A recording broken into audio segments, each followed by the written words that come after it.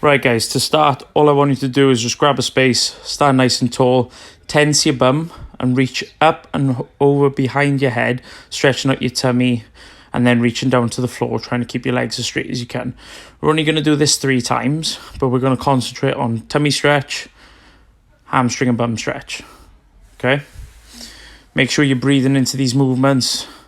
Don't be too aggressive with it. This is quite relaxing for me, I gotta be fair. Once you've done that then guys, focus on a point, keep your shoulders down and just rock your upper body left and right. So your head doesn't move, your hips don't move, but your upper torso is rotating side to side. We'll go for about 10 each side on this, so 20 in total. But it's completely up to how you feel with the movement. You can do a bit more if you'd like. Once you've done that, get into like a quarter lunge stance. Back leg should be pretty straight. And then stand nice and tall, as in with your torso, and then lean up and over your front leg. So as I'm doing there, I'm stretching out my right hip flexor, so your left.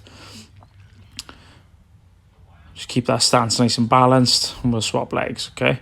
So front foot flat on the floor, knee slightly bent, back leg straight, reaching up and over the front leg. So then my left leg now is having quite an aggressive stretch through my lower abdomen and the front of my thigh.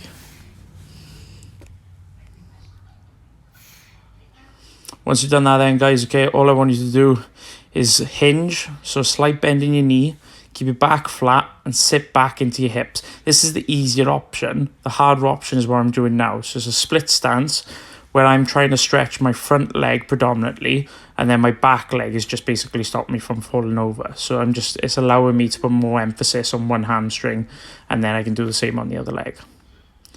This is just for a little bit of single leg training, guys, and to make sure that if you are tight to one side and the other, you can give that tighter side a little bit more attention. Once you've done that then, stand nice and wide. I just want you to alternate tapping your toes, okay? Stand wider if you feel comfortable doing so. And as I'm reaching for my toe, the toe that I'm touching, that leg is slightly bent as I'm touching that leg, if you notice. So I'm stretching the other leg. Once you've done that then, guys, all I want you to do is go into walkways and then inchworms. So the walkway, you're going to be walking out with your hands. The inchworm, you're going to be walking back in with your feet. Okay, so I'll show you from the side. So walk out onto your hands, walk in with your feet. Walk back out, and then back to standing start, okay? We'll do one more of them, guys.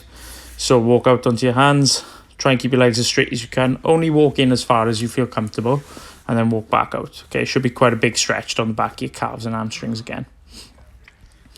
Once you've done that then, guys, just walk out into a presser position, plonk one foot to the outside of the shoulder. I'll show you from the side, back leg reasonably straight, and then nice big rotations with your torso. So as you notice, when my hand is in the air, my chest and my stomach is facing my fence. So I'm getting a lot of rotation into this position. Back leg stays straight, front foot stays flat.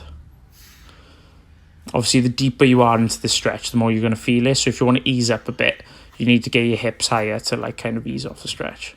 Then we're going to a pigeon stretch. So that front leg tucks across, and you aim it for about 90 degrees of the knees, but don't worry about it too much. The knee can be more flexed than that if need be. You can also do this on a sofa. Just make sure your back is straight and your back leg is straight. So all the emphasis is on that front leg that you're externally rotating. Once you've done that then, guys, we'll just go into some prayer stretches where we're stretching out our shoulders, and then an angry cat where we're stretching out our upper back. So we're driving our chest towards the floor and our back towards the ceiling. So when you drive your chest towards the floor, you're tensing your stomach, so you're not taking it from your lower back. And when you drive up towards the ceiling, just make sure you're not taking any of that movement from anywhere by your upper back, okay? You can exhale to help to get a little bit more out of it. Then we'll do lateral hip shifts. So we're just going to try and tap our hip down towards the ground, keeping our knees and hands in contact with the floor. This should be more like obliques inside of your stomach. You don't have to touch the floor. Again, only go as far as you can feel the stretch. Once you've done that then, guys, you're just going to go into some short T-spine reaches. So hold on to one shoulder and just touch the floor, come off the floor, touch the floor, come off the floor. So we're not going to open up really wide like we normally do. We're just going to do 6 one way, short, sharp, and just quick tap downs. Once you've done that then, guys, hands on the base of your back and try and get your elbows to touch. They're not going to touch, but, well, some people might.